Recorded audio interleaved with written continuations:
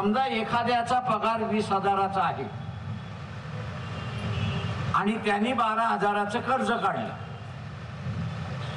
आणि 12,000चं कर्ज काढल्यानंतर त्याला 4-5 हप्ते भरता आले नाही आणि त्याचा असणारा हप्ता हा पुन्हा 16,000वरती गेला तर त्याला 20,000तून शिल्लक किती राहतात? 20,000तून शिल्लक किती राहतात? 4,000 शिल्लक राहतात। 4,000त तो घर चालू शकतो का?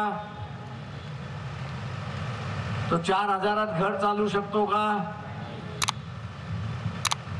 मग मोदी 2026 नंतर 4 रुपयामध्ये देश कसा चालवणार?